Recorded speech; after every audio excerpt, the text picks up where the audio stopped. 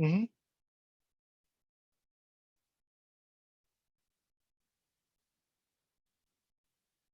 Right.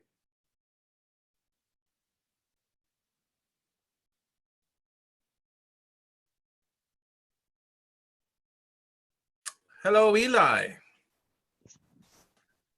Oh, Oh, I have to actually plug it in. sorry, just got some. I'm also going to start up a Zoom for basically someone's doing a virtual event in just a moment.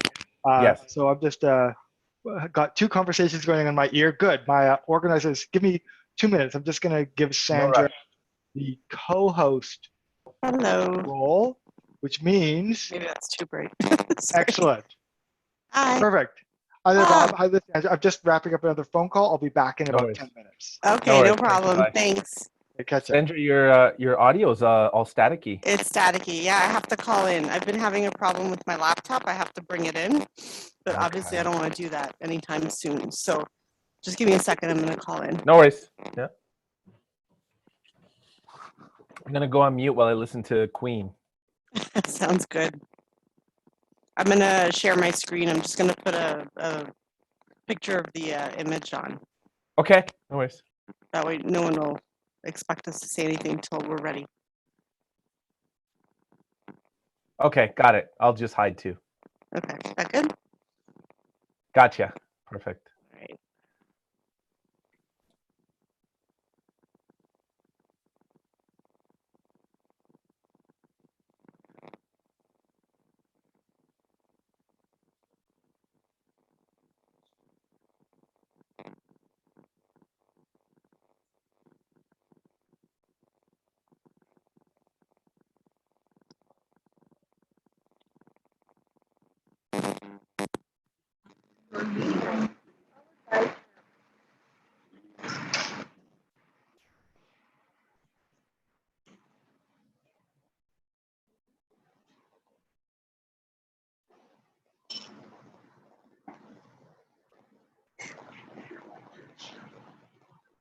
Well, the name of the words, issue illegal.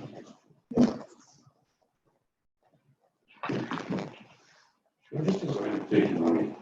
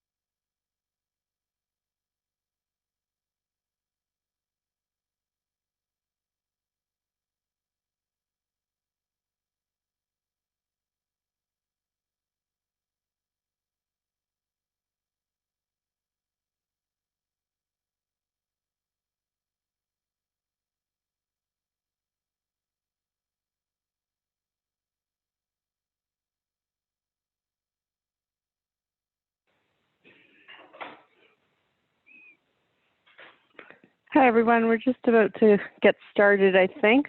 We'll give it another minute or two for a few late folks.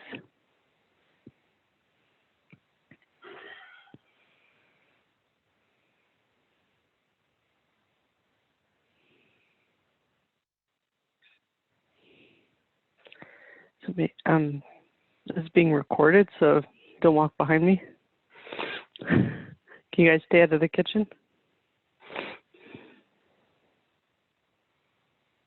I think your audio's still on, Sandra.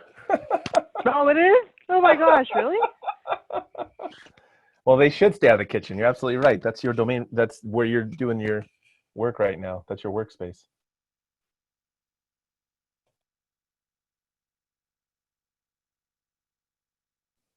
Now your audio's off.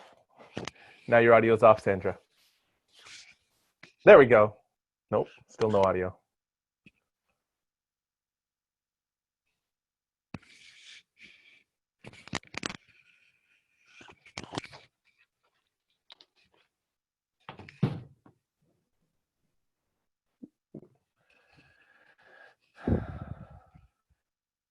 Are you your audio engine? Oh.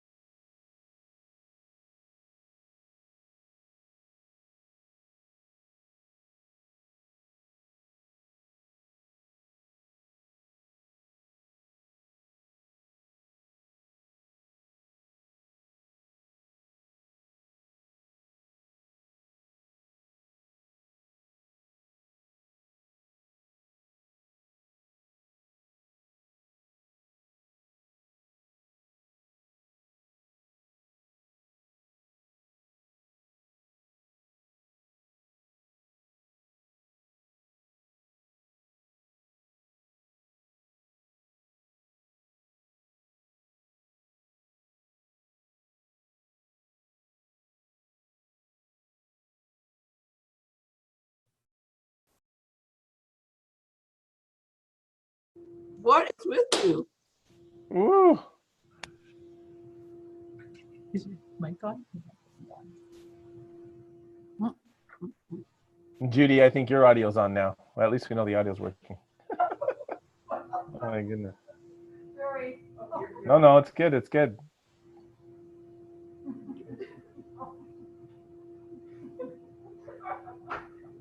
Sorry, my coworker tried to electrocute my screen.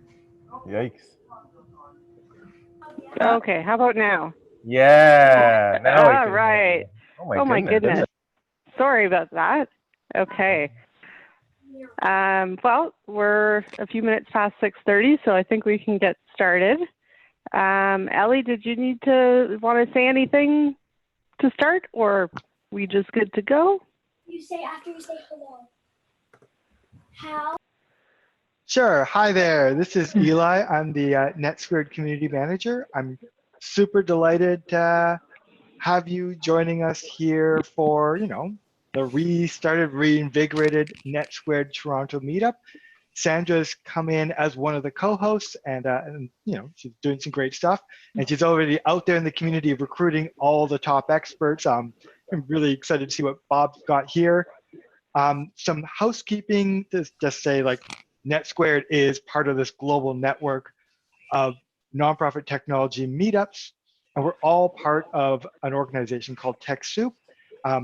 For the Canadian nonprofits on here with us today, you should take a look at TechSoup Canada, where you're going to get everything from a 50% discount as nonprofits to software like Zoom, to free access to things like Office 365 and Google for Nonprofits.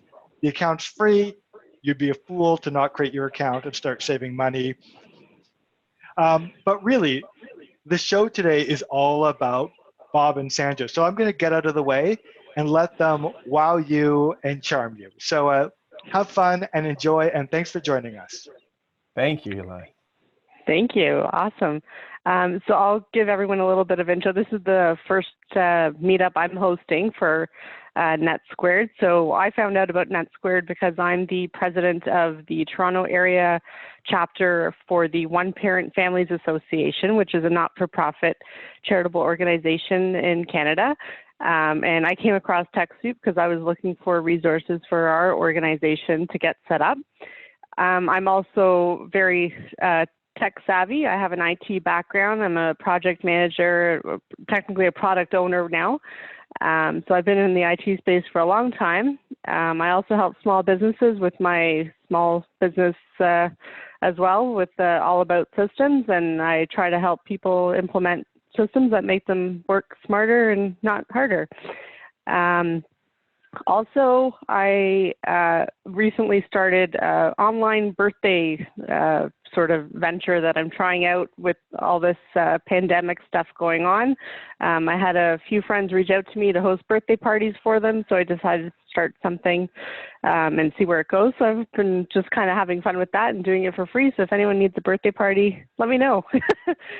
And other than that, I'm excited to be part of all this NetSquared stuff, and I'm excited to hear what Bob has to teach us today, because I know I could use a few pointers on SEO. So I'm going to just pass it along to you, Bob, and let you do your thing.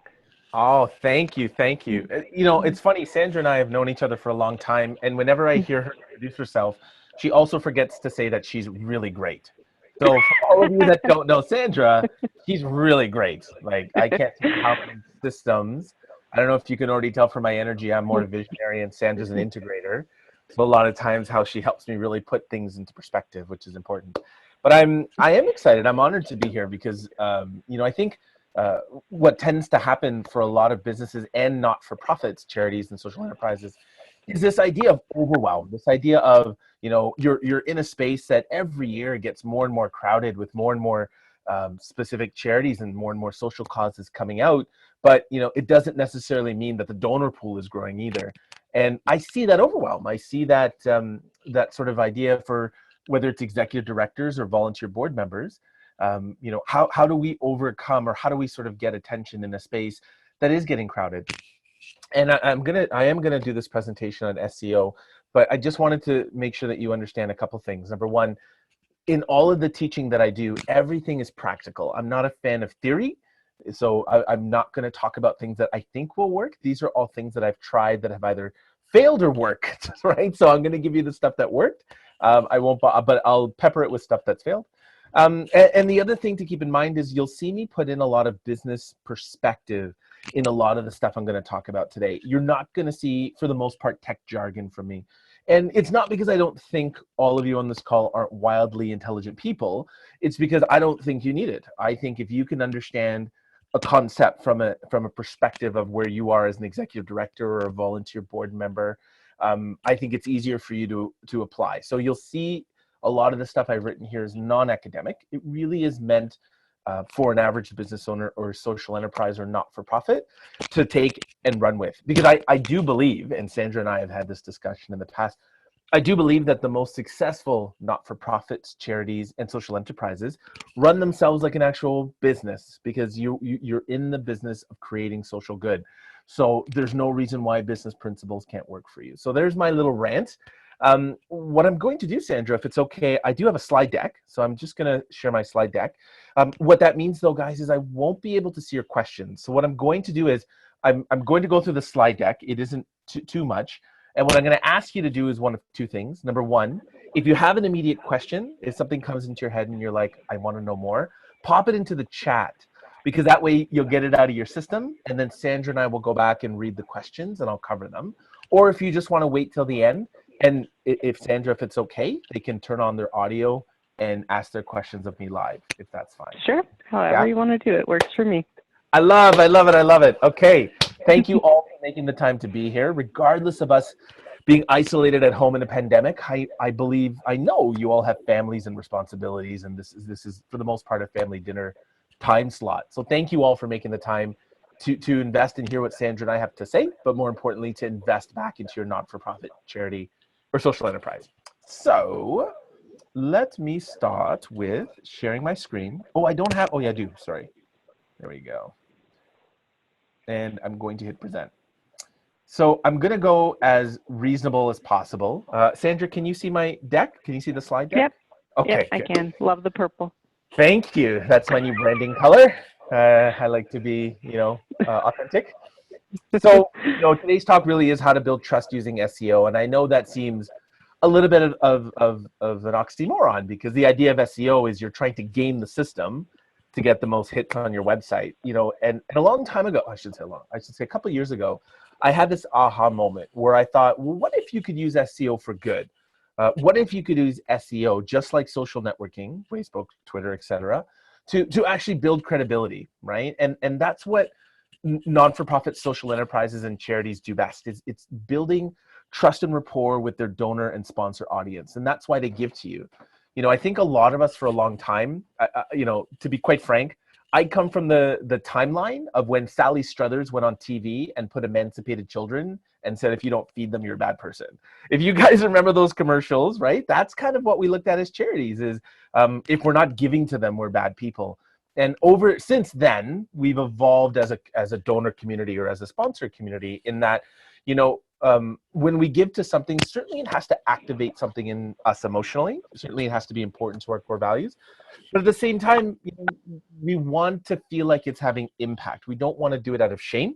We want to do it because we feel like we're doing some sort of social good. So when we talk about SEO, it's how can we build that? And so, I'm going to go through the slide deck and talk about the three key takeaways I want for all of you today.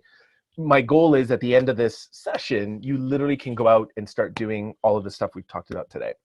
So the first thing we're going to do is we're going to apply a business principle called niching. And I know that seems crazy because you're thinking, well, as a non-for-profit or charity, why is niching important? Well, it's one thing to say you might support children who have cancer, but you really want to drill down into what that means. I mean, you're probably going to experience a lot of other charities that focus on the same cause. And please understand, this isn't about competition. This isn't about me teaching you how to get more money than another charity. I have this belief that all of us in the ecosystem are doing good.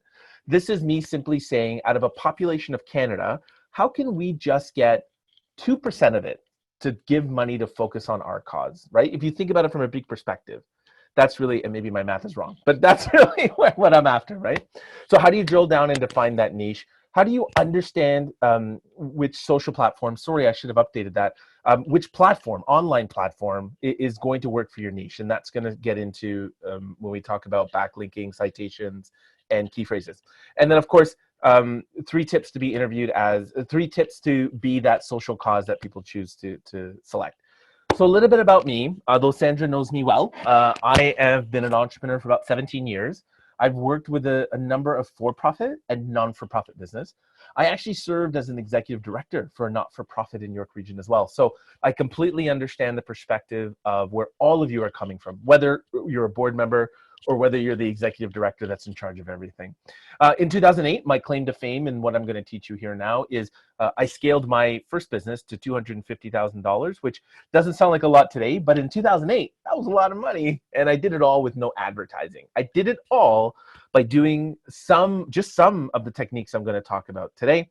And people call me the expert's expert. My goal is to help businesses or not-for-profits just like you be seen as that go-to social cause for what it is that you do, for lack of a better word, that go-to expert. So again, when we get into the concepts of what we're going to share today, there's 3 here I want to share. There's a lot of different concepts in SEO. I only want you to worry about 3 today, which is key phrases, backlinking, and citations. And we'll go through each of them individually, but key phrases is essentially those words that make you, as a social enterprise, a profit, a not-for-profit, or a charity, makes you relevant to Google. So, again, if we really talk about what our not-for-profit is, if it's, supporting children overseas, is it helping animals locally? When we think about all that, we really want to start thinking about, well, how does Google judge us, right? Like how does Google think we need to be found? So it's almost like a reverse engineering technique. And the best way really to do that is to Google yourself, Google your business name, your charity name, Google what your cause is, and look at where you rank, and that will tell you how relevant you are to Google. And this is not to say that you're good or bad in any way. This is simply saying we need to learn how to leverage Google's algorithm so that we can get more eyes on what it is that we do, ergo leading to more donors, leading to more sponsors. So those words that make you relevant, key phrases. So for example, if a good example might be, I'm a business coach, and a key phrase that's important to me might be start a business, right? Because I want to make sure that people know if they want to start a business or if they're looking how to start a business, Bob is the guy that's going to show up for them. The second concept we want to talk about, how are people wanting to see you? How are people who want to see you looking for you? And that's sort of what I covered in the previous slide. The second, when we talk about key phrase, we really want to understand what is it that is your niche and what it is that you do. So, I keep using examples like, whether you're a charity that supports children, a charities that supports women, a charities that, whatever it is that your cause is, you really want to delve into what makes your charity unique from another charity. So, if we look at broad charities, like if we look at charities nationally even, and we look at the Heart and Stroke Foundation or the Cancer Society of Canada, and we really think, wow, that's a really broad organization. And then let's say we look at something like Gilda's Club, which, focuses on those who have been impacted by cancer.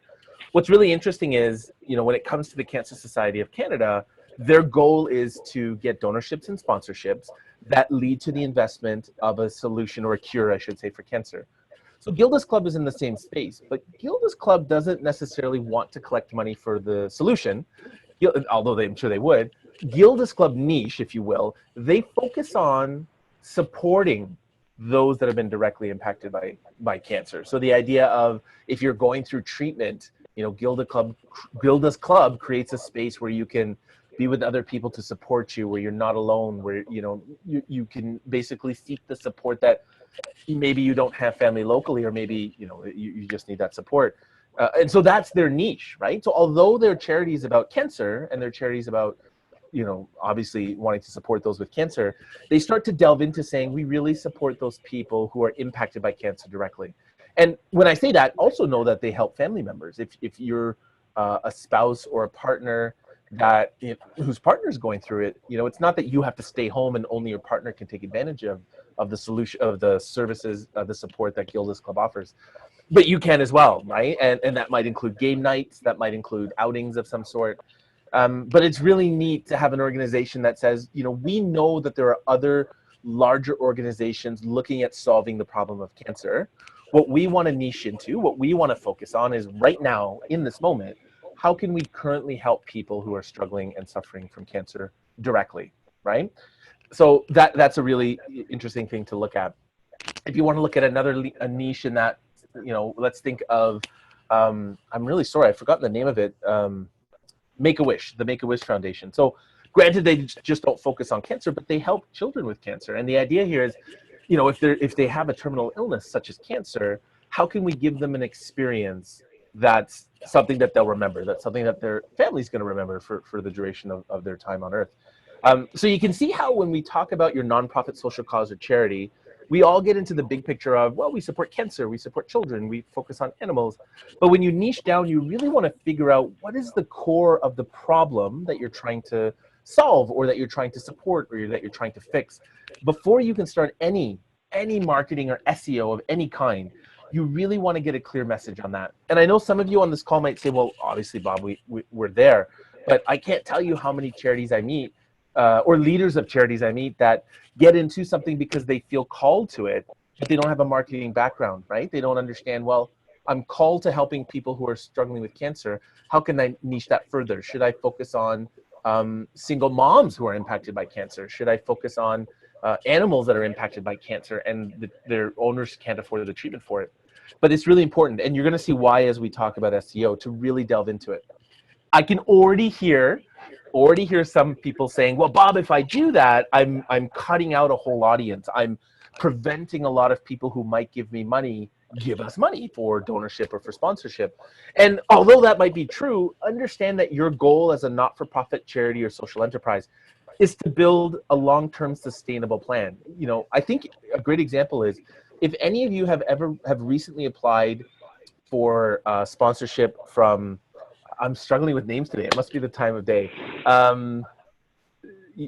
I've forgotten the organization that you can have. Trillium. If any of you have applied to Trillium for funding, what you're finding lately in the last 2 years is now they're asking for sustainability. So in the days past, they would say, what do you need money for? How is it that this will help you? Now they're saying we have 6 pillars and we want to know how you're going to impact one of those 6 pillars sustainably. We want to know how you're not actually going to rely on us every year. And so this is where developing these business concepts such as niching is important. So when you say to me, oh, we're going to exclude a lot of people, maybe, but you're also going to include a lot of other people that didn't even know what you did was relevant to them. There will be a ton of people who really want to sponsor some way to help animals that are impacted by cancer whose owners can't afford them, but they assume it's the Humane Society, or they assume it's something else. When you niche and really get into that focus, it really helps you understand what it is we're going to SEO. So when we talk about that, when we talk about niching, certainly all of you already have a charity or a non-for-profit or social enterprise that's running. So the first question I would ask anybody, whether a for-profit or non-for-profit, is do you understand your demographics and psychographics of that niche? So if we go back to this idea of focusing on animals who are impacted by cancer whose owners can't afford to care for them or other than put them to sleep, we think about those demographics, right? If they can't afford it, the first question might be, well, we probably need to look at those that don't have a higher level of income. They might have a mid-range level or lower level of income. We might start thinking, well, these are probably families. Let's presume that this isn't just an individual, that this might be a person that has children or that might have a partnership. And you know, when we start to figure out what those demographics are, it lends itself to psychographics. So we already know they're animal lovers, right? That's a psychographic, which is a personality trait of, you know, who's in your ecosystem. But we can think about, you know, how do they approach animal? Is the animal a big part of their family? What kind of animal is it that, you know, they're more relevant? They're more, they connect more with dogs and cats. You've heard people say I'm a cat person or I'm a dog person. But demographics and psychographics allow you to build a profile of who your ultimate person that you're helping is, and in turn, who your ultimate donor or sponsor is. So if we build this idea of, let's say we decide we want to help animals who've been impacted by cancer, whose owners can't afford, let's say they're single parent owners who can't afford to care for them because as single parents, their incomes are minimized. So my question to you would be, if those are the people we're helping, now take this demographic and psychographic to a sponsorship or donor level, who would want to give to a cause like that? Well, I'm going to tell you something that's a bit crass, but it's a bit real. A lot of times when people are putting money into a non-for-profit charity or social enterprise, it might be because they're altruistic, or it might be because they would like to get exposure to that audience. And I know that sounds crass, but there's nothing wrong with that. When you look for those corporate sponsors, when you start to look at TELUS or Procter & Gamble, and you say to these people, hey, we have an entire audience, an email list, if you will, of single parents. And Procter & Gamble maybe has this product that's some sort of care product that's designed for single parents. It makes total sense for them to be there, right? And you know, when you start niching and you start getting into demographics and psychographics, it's a lot easier to know who should I be asking for sponsorships and for donations. Sorry. The idea here is when you know who to focus on, you know who to ask. It makes it a lot easier to make that ask. So when you go to, let's use this example, we go to Procter & Gamble or we go to another large brand and they say, yeah, we totally want access to that list.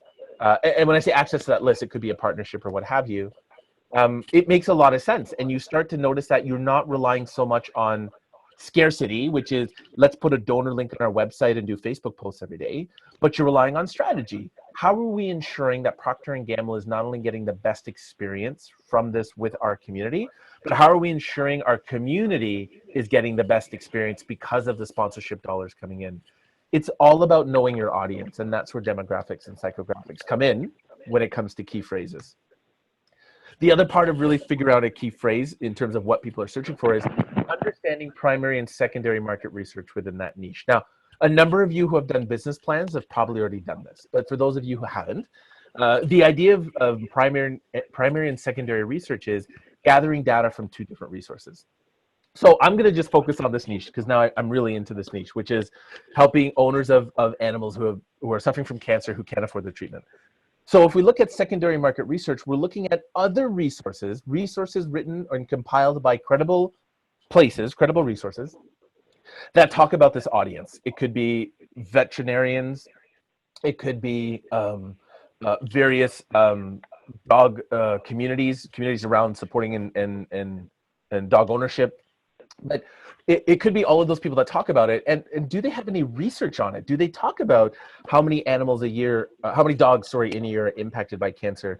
Do they even talk about how many die because their owners can't afford to treat them? And, unfortunately, putting them to sleep is the only option.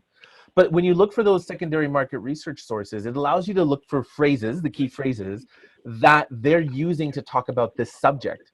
That's the key, right? We assume we know what our audience is using to find us or to talk about us. But when you start to look at what the credible experts are saying in our industry, what words they're using, and assume that your demographic that you want to help, assume they're reading these experts, those are the key phrases they're putting into Google. So what we think is something like, my dog is dying of cancer. Maybe they're looking for ovarian cancer in female dogs. Like, they might be looking for terms that might be academic. So you want to know what that is by looking at secondary market research and involving yourself in that discussion. And then primary research is literally just talking to people. That comes from the very audience you want to support. So that's important, a distinction here. So not the sponsors, not the Procter & Gamble. This comes from those owners who are single parents who can't afford to help their dogs dying from cancer. Talk to them about how do they look for solutions like you?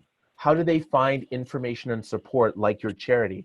What 10 words, just pick 10 words they're using on Google to find what it is that you are. Those folks, those are your key phrases. And why key phrases is important in SEO is those key phrases need to be sprinkled throughout your website, and yes, even your social media. Because what happens is when they start looking for these key phrases that are used by these credible experts and that are used by the very people who you asked feedback from, you start to rank higher for that niche. When people start looking for, how do I help my dog because he's dying? Are there grants for animals who are dying of cancer? When you start to use those, when your charity and website comes up, not only are you helping your demographic find you for support and a solution, but again, here's the crass part of it. It allows you to get traffic. It allows you to grow your list, which then becomes more valuable when you're going out to donors and sponsors, right? To be able to say, well, we now have a list of 30, 40,000 people. And so, these are techniques that are employed by really expensive SEO experts that you can do yourself. Every day, every time you're updating your website, you should have a list of key phrases. What are the words, or especially if you're writing a blog is really important for SEO. What should we talk about today that our primary audience, our people we help, what do they want to know? What can we write about? And our secondary research, what are they talking about? And so when you implement those key phrases, you rank higher and higher every time on Google for those very phrases.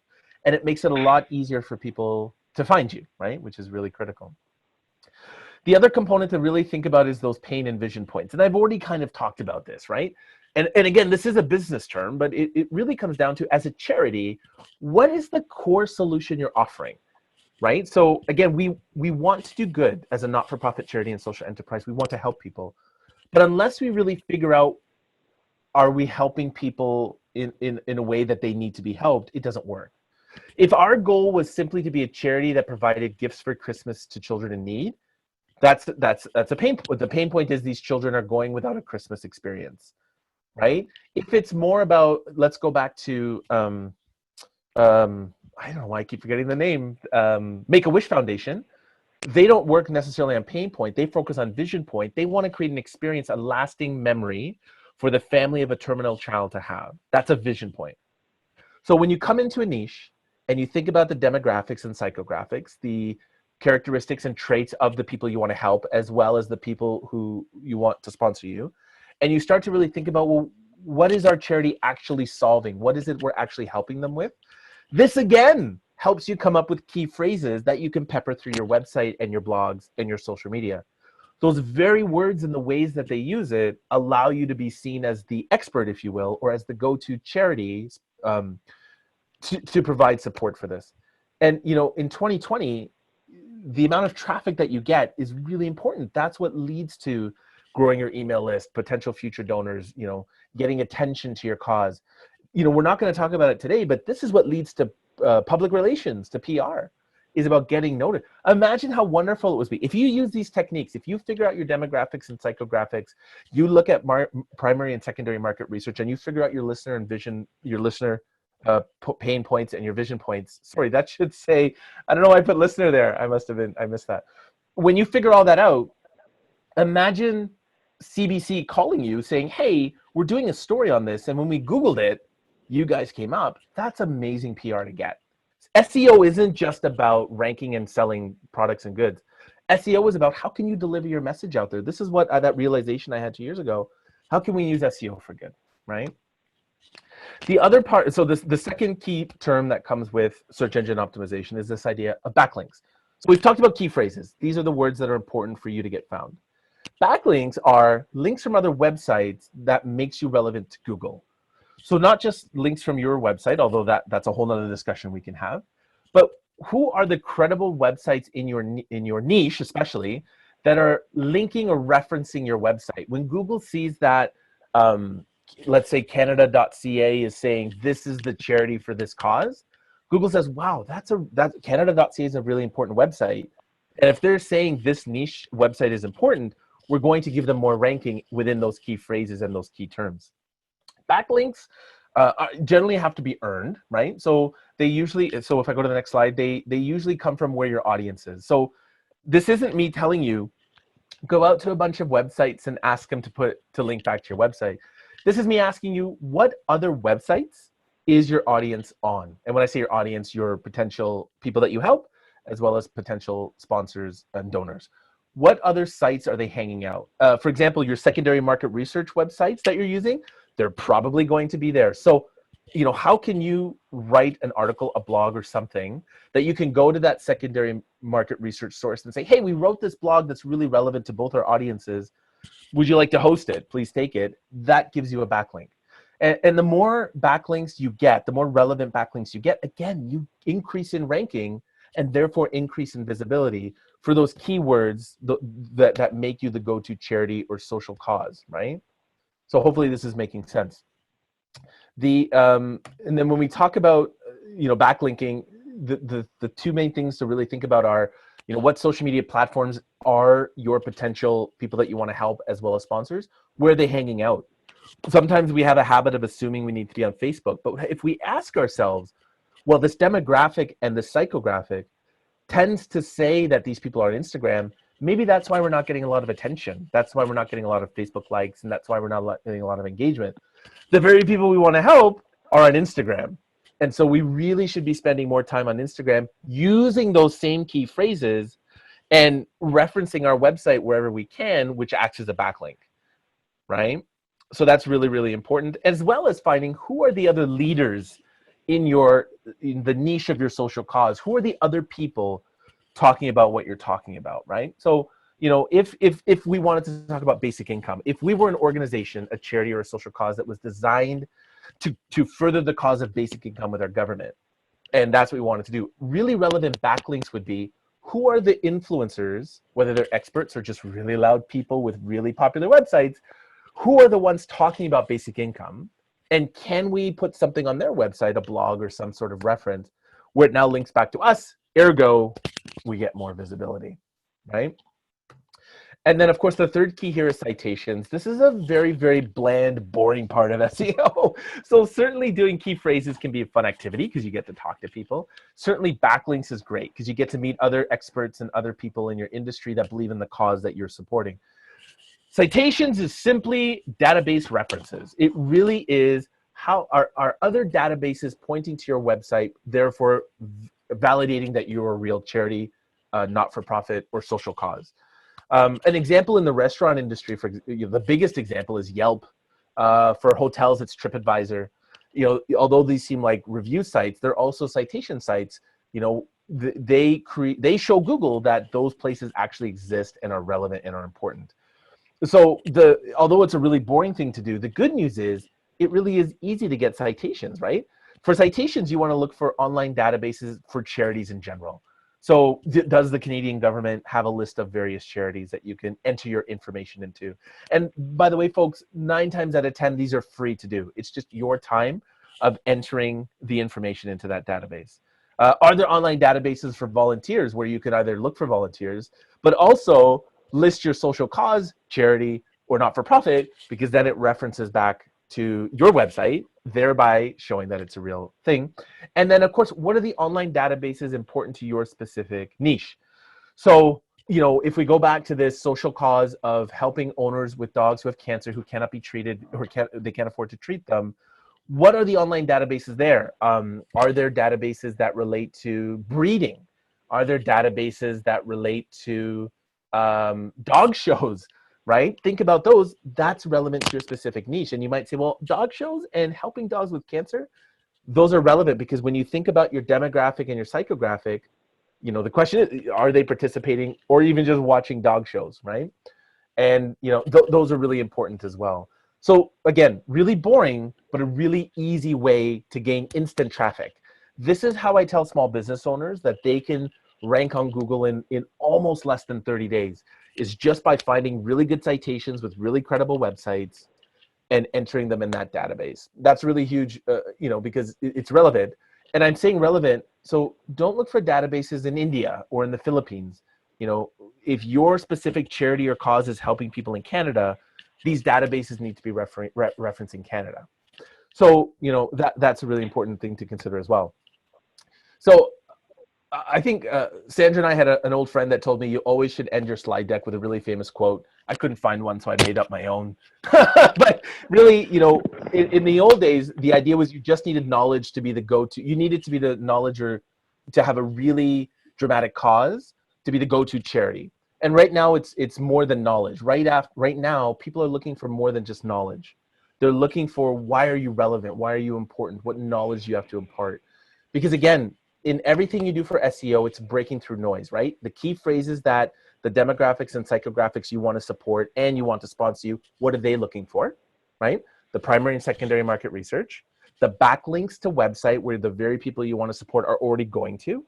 And then, of course, these simple citations. How are you getting ranked? I know this sounds oversimplistic, but I promise you, if you invest an hour a day for the next 30 days and you do this for your website, you will see an amazing increase in ranking you wouldn't even believe. And I know that we're going through a lot right now where more people are home and more people online, but understand the algorithm for the most part hasn't changed. Google's algorithm has changed for Google My Business, but Google's algorithm, its core algorithm for the most part is the same. So folks, if you're trying to get to the people that you want to help or still look for sponsorships, because I'm sure a lot of you experienced a drop maybe in reaching potential sponsors and donors, go through this activity, go through this exercise, start niching into a specific cause that you do and start finding the right people and only talk to those people and they will do anything they can to support what it is you do. By the way, this is not a sales call. This is me saying I love Sandra so much and believe in everything that she does regardless of where she is. I'm willing to, if you take that link, book a time with me, I will literally go through your charity with you, your website and your online presence. And I will give you 3 action tips, not just what we've talked about today, but 3 tips that you can do to apply to your website immediately, your charity's website, your social causes website, to start seeing an increase in ranking. And I'm more than happy to give that back during this time. But that's what I have for you guys today. The reason why I keep my slideshows short is because I'm a guy that loves questions. Sandra knows this, I love when all of you have read everything I've put there, even though I had a couple words messed up. I love you asking me what's specific to your charity is important. So I'm going to go to the question link here in the chat. Can you hear me, Bob? Okay. I can, yeah. Did you hear me? Okay, I wasn't sure if I was muted or not. No, My audio has been messed up, but no, it's good. Good. I haven't seen any questions come through here yet, but I have some. Yeah, we'll start with Sandra. That's great. Yes. Because I'm very curious about this and getting it to work for my charity and my business. Yes. So once we identify the phrases that we have or we need, based on all those great tips you gave, that was awesome. Yeah. How often, so if we look at just blogging on our website or our website in general, where do we need to put those phrases? And if on the blogging side, how often do we have to blog? How often should we be blogging with those phrases? That's a great question. So the general rule of Google is the more you do, the more you get. So I could tell you to blog every day and certainly would have an impact. But it also depends, Sandra, on your niche, right? So if your specific charitable niche focuses on cancer, that's a very crowded market. And I feel crass saying it, but it's a very crowded market. So you need to blog every day in order to get a ranking where people are finding you for what you do. If your niche is one-parent families in York region, that is not as crowded a space. In fact, off the top of my head, I can't even think of another charitable organization doing that. So you could get away with doing it, you could get away with doing it once or twice a week because your key phrases aren't going to be as competitive. Now, again, there's a lot of other tools that you can use, but this is how I simplify it. So where to put your key phrases? Anywhere online. So I did say your website copy, so your homepage, about us, all that sort of stuff. Definitely in your blog, and not awkwardly, like not, you don't want to use a sentence and then say single parent families, right? So how can you incorporate it into there? So when I said citations, you can even include them in citations because that acts as a redirect to your site. Basically anywhere you can. Key phrases, for the most part, almost become your core messaging, right? Like it's almost, so if you say, and I haven't asked yet, but if I assume single parent families of York region is designed to help families be less lonely or connect with more activities. That spiel, that 30-second spiel, is inherent of your key phrases. So so core on your website, definitely on your blog, but my advice would be anywhere online that when people Google it. Here's the other thing, the reason why I like using it everywhere online. When you start this process, Sandra, it's going to take time for your website to really rank. Now, it really depends on how competitive your niche is. So obviously cancer is very competitive. But there are some websites that already have a high ranking. So if you start using your key phrases on another website, which backlinks to yours, you'll find that they'll find you there, and inherently it's almost like a backdoor to your website as well. That's why I think we find that a lot because we use Meetup a lot for our events, and we find a lot of people coming through from Meetup. Perfect. You're absolutely right. So when people Google single parent meetup or single parent dating, what have you, that I should have brought that in my presentation. Leverage, because they're already SEO to the wazoo, right? Yeah, exactly. Eli, did you want to add something? I see Eli popping in. No, I just mostly came in because I'm terrified that I'm going to kill one of these Zooms by accident because there's another one going on in Calgary at the exact same time in 2 different accounts. So just me being paranoid. No, it's good. It's good. So does that help? Does that talk? Yeah, that's good. We do have a comment here from Tara. Yes. I'm not sure if you see it. I'll read it out. Yes. A struggle we have always faced is the fact that we actually interact with 4 very different groups who all work differently. We need to connect with high school students, parents of these students, teachers and counselors at a high school, plus business and industry partners. Each of them require very different messaging and delivery. Any suggestions on how to niche that? So I guess my question becomes, why do they need different messaging? It seems to me, so what is the charity, Tara? Like, what is it that your social cause does? Tara, feel free to come on, unmute yourself or... Okay, hello. Hi, Tara. Hi. I work with a group called Career Transitions, and we provide career exploration opportunities to high school students across 6 school divisions, rural and urban students. And the message towards students, of course, is always about career exploration and trying to break the preconceived notions that when you graduate from high school, you need to be a doctor, nurse, a lawyer, or what's the other one, Judy? Accountant, okay? Accountant, There's this broad, huge world of occupations out there. And not being scared to get out there and explore and all of that sort of stuff. And then with the parents, also making them understand that university is not the only pathway for their student or for their children, right? That there's so many variety of places that students can go after high school, and that we need to help them explore now so that you're not spending a whole bunch of money later. As far as the teachers and the counselors at the school is getting them to get outside of the mentality that school is just about reading, writing, and arithmetic. Like that exploration needs to happen not only within their classes that they're teaching, but also opening up the option for those students to explore. So excusing them from classes to do a job shadow, for instance, or participate in an exploration event without having a repercussion to that. And then with business and industry, convincing them that our millennials and the younger kids aren't all useless, lazy little turds. This is the generation that's coming through, and they're going to rule our world. And how can we connect those two groups together and get those conversations going? Plus, our business and industry folks are the ones that we need to provide those job shadow opportunities and everything. So we have struggled with this for years and years. So I love that. I've heard of career transitions. It's a fairly, if I recall, it's a fairly large organization, right? It's not. No. I can guarantee you probably haven't heard of us because we're the best kept secret in southwestern Alberta. Okay. Oh, Alberta. Okay. No, I've heard of one in Ontario. That's my fault. Sorry. Okay. So really, there's 1.8 of us.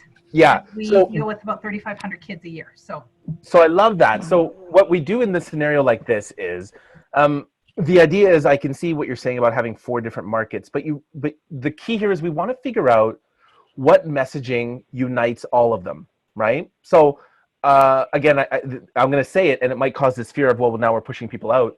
But this idea of the root of what you do is really about our future. The root of what your social cause is, it isn't so much about making sure kids know they can get a career. These are all surface things. Teachers understanding it's more than math. That's not the root of what you do is you're creating a future for us as a society. And so when it comes to niching down on this core messaging, it seems to me your niche is, who are people that care about our future? Who are people that are so invested in what our community is going to look like in 10 years, right? And I don't know much about Alberta, but in Ontario, and I know that you do both urban and rural, I usually find those people in rural settings. So, when I think about communities with less than, 50,000 population, Jane down the street will literally go to council meetings because she cares so much about ensuring that her community is, what it could be. So when it comes to niching down, it's building that overall messaging. So this idea so for students, first of all, do you know what your life's going to look like in 10 years? Most millennials, and even now the Gen Z, they're not necessarily thinking about that, right? They're thinking, in fact, you might find some of them are a little bit anxious because they're not sure what it looks like. It's too overwhelming. So when it comes to messaging, it's talking to them about what their future could look like, not what it should look like and what it will look like. The question to ask, what is their future, what it could look like? Then the messaging to parents is, what could your child's future look like? The messaging to teachers is, what could your students do? Like you're almost building inspiration. The core of what you offer, the niche that you're in is, you're building future. So when it comes to, your website, what may happen is you may actually have 4 distinct web pages within the website, like your main website, and then 4 sub pages, each dedicated to those 4 audience types. And so what would happen is, when you say to someone in general, Bob, are you concerned about the future of our society? Are you wondering where the future of our economy is going to be?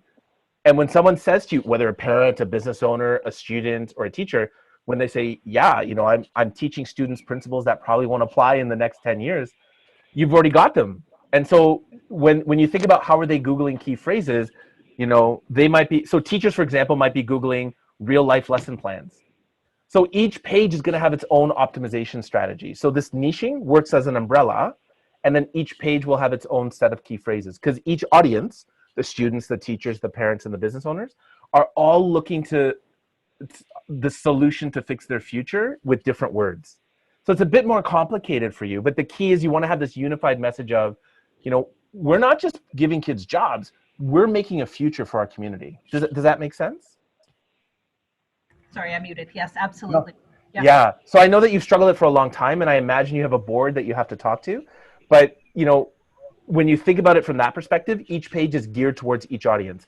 And the end result is they still come into your funnel, or they still call you or email you. Okay. So a main page, this is who we are. We believe in investing in our future community, investing in our future economy. If you're a student, click here. If you're a parent, click here. If you're a teacher, click here. If you're a business owner, click here. And what may happen is, it is getting a bit complex. You may even have different social strategies, because students will be on a different social network than their parents. Well, that's what we laughed when you said, oh, okay, you know, they're not on Facebook. And we're like, yeah, our parents are on Facebook and our students are on, I don't know, Instagram, right? Actually, students might even be on TikTok. Yeah. Yeah. Students are making videos on TikTok. So like the question becomes, when you have this unified strategy, and I don't want to overwhelm you, but when you have this unified strategy and you're SEOing each individual page, one geared to students, one to parents, one to business owner, then on the bottom of those particular pages, maybe you only have one social network geared to that audience. So when you're doing Instagram, it's only for the students, or TikTok.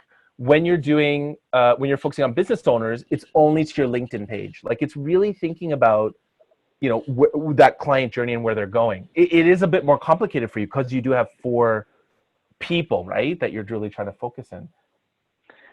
Bob, I thought, yeah. I think that's really like insightful. And I think it's not just for Tara, I think it's for all not-for-profits, because even if we only have, like, you know, like for us, we only really deal with single parents, but we're looking for volunteers who might be students. We're looking for donors who are business people. So we have the same segregation that we need to do. Right. Even though we're not necessarily offering services to each of those people, but we still need to kind of segregate our messages to get it. So that's really helpful. And Tara, to your point, so what you would do in your case, Tara, is just focus on primary market research. So all you and your team want to do is talk to students and say, hey, when you think about a career, what's important? Like when you think about getting a job, I'll tell you, Tara, a lot of these kids are thinking about, I'm just going to be an e-commerce entrepreneur and buy a Lamborghini when I'm 21, right? There's this sense of, oh, I just need to do that. I don't need a job. So your key phrases or messaging for them might be, being Tayo Lopez isn't all it's cracked up to be, or what have you, right? Then you're doing primary research for the parents. Hey, parents, when you're thinking about the future of your children, whether it's their community or their economy, what do you Google? What do you look for? Do you even think about it, or do you just hope for the best, right? Teachers, you know, when it comes to your students' future, what's on your mind? So when you do all of this primary market research, it's going to just lay out all these key phrases to put on each individual page, and then if you have the resources, each individual social network geared to that page. But you need an overall message, which is, we are creating future for our society and our economy. We're happy to hear that we're kind of on the right line, because our one of our key phrases is creating your future talent pipeline. Okay, so that's good. So by the way, I'm just going to say this. Nobody on this webinar is doing anything wrong. We just don't know. I always have this rant that we all do what we love to do, but we don't realize 80% of it we've never learned. No one has ever told us it's 80%. You guys start and get into not-for-profits, but there's no class on, here's how you market non-for-profits. They kind of throw you into it and say, get us money. So please know, everyone on this webinar, no one is doing anything wrong. We just don't know. But to your point, when you say talent and pipeline, my question would be, when a student reads pipeline, do they get that? Or do they assume it's this whole thing with the federal government fighting the indigenous population? No, I'm not trying to be funny. Alberta. but and I don't mean to be funny, but that's it, right? It's how did they interpret the words that they're seeing? If they see well, I don't really care about that, so I'm just gonna. But if it says something along the lines of, e-commerce isn't the only solution, or e-commerce isn't even the word they use. I'm so old. If we go onto TikTok and just look at what they're talking about, side hustle, for example, they'll say, so, a side hustle isn't the answer to your future or something like that. They're like, what does that mean? Tell me more, right? So you are on the right track, but now use primary market research to say, how do you translate talent and pipeline in your own language? Perfect. No, thank you very much. Awesome. Thank you. We'll be And then again, for 15 minutes later, by the way. Yeah, no, and you know what's going to happen. Sandra can tell you, I'm always over 15. I'm no good at keeping it at 15. Oh, yeah. But this is what builds your key phrases. And inherently, now what will build your backlinks, because now you'll go to websites that young people care about for finding jobs, and inherently citations, because what are the databases young people are using to find jobs, which might be as simple as Indeed, right? We have kids that are wanting to find jobs. We have those. Yeah. What's that, sorry? I said we need to meet those kids that actually want jobs. No, you're not wrong. If you go onto TikTok, these kids, I shouldn't say kids, many young people presume that they can just open a Shopify store and make $1 million. They're part of what you do, by the way, Tara, your organization, could be to demystify and debunk this idea that money is that easy. And also the idea of, I know my kids, we build this idea of pride in work. So, when you're doing e-commerce, you might be making money, but do you want to do something that you're prideful of, that you can show people? You can't really show people a Shopify site, but you can show people, look, I lead this team of first aid volunteers at concerts. And, so that could be maybe the messaging you're leading on theirs, right? Anyway, I'm going off track. I don't want to feel too, Feel free to continue. No. Yeah, no, I know. We've got Lori and Louise and Anna. I want to make sure if they have questions, they can ask it. Does anyone else want to come off mute or have any questions or want to put them in the chat? Oh, let me see the chat. Did I miss the chat? There's nothing. Okay. I'm keeping an eye on it. Okay. Here's, you know what? I've got one more for you then, if nobody else does. Yeah. When you were talking about backlinks, yes, and you were talking about reaching out to other sites to say, hey, here's a relevant post or something. Do you want to share it? Do you need to give each site a unique post, or can you take something from your site and share it? Oh, no. Yeah, that's the best part. You could write a blog. No, you could write a blog. We can't. And you could share it with multiple sites, and they could backlink it. Now, here's the problem or the challenge. Not sometimes. More often than not, when Google sees duplicate content, even if it's on various websites, they actually turn it off. They penalize it. So here's what I always suggest if you have a blog you've written, and let's say there are 3 or 4 different websites you want backlinks from, you can take that blog and you can give it to one. And then I want you to reword the blog. Same content, just reword it. And if you say, Bob, I'm busy, I love to use apps like Word AI, WORD AI. It literally takes your existing blog and jumbles the words up so that Google says, that's fine. Because keep in mind, the core here is key phrases. So if you can do that a few times, you're doubling down on key phrases, right? But take the exact word, and if Google sees the exact stuff all over, it actually penalizes it. So that's what I thought. Yeah. So you could do that, but you just want to rewrite it. And retweeting, thank you, Lori. Retweeting can count as a backlink. So you share it with an organization, then that organization tweets it and retweets it. Like, that's another way of getting backlinks. But keep in mind, backlinks are only as good as the source it comes from, right? And it can take a while to build it. But once you've built it, it's working for you. Okay. Yeah. Great. All right. The other thing I hear from a lot of not-for-profits or charities is, this idea of, Bob, I figured out my key phrases, but, we're all social good activators. We're not writers. And, it's hard for them to budget to hire a copywriter. And so, what I love to do is encourage anyone in the social cause space to use a website called answerthepublic.com. So it's all one word, answerthepublic.com. This is a version of Google. It's not Google's, it's somebody else's. But what it does is it crawls the internet based on a particular key phrase. So let's say, Sandra, you figured out your key phrase you want to start with is one-parent families. If you put that term into answerthepublic.com's search engine, man, it just gives you an entire layout of all the things people are searching for that key phrase. It'll tell you what everyone's looking for, where they're looking for it, what other questions and variations they're asking. It is the best way to generate content, because if you're a newer social cause and you don't have people you can ask for primary market research, it will tell you what people are looking for when it comes to one-parent families. Nice. Yeah, and it's a really great way to... I did put a post out for, I think on Volunteer Toronto, because they have free posts now, to look for volunteers for digital marketing assistant.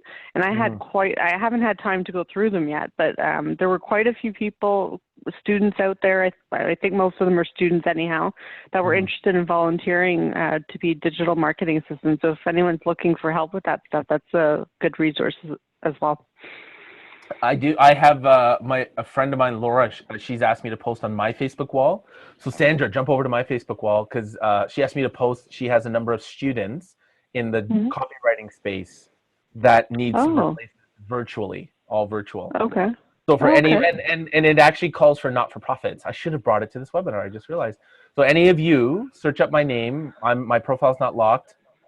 Post in there saying, "Hey, our charity would be interested in accessing a student from Humber College." I don't know that it matters if you're not in the province, because everything's virtual now. So, but yeah, I'll double check it. I'll share it with the meetup group as well. All these links you gave. Yeah. Answer the Public is great when you're trying to figure out or validate key phrases, right? It's a really great way to know what your potential audience you want to help is looking for, but also potential sponsors might be looking for as well, right? Excellent. Yeah. Excellent. So I guess we're at 7:30. So last call for any questions from anyone on the line.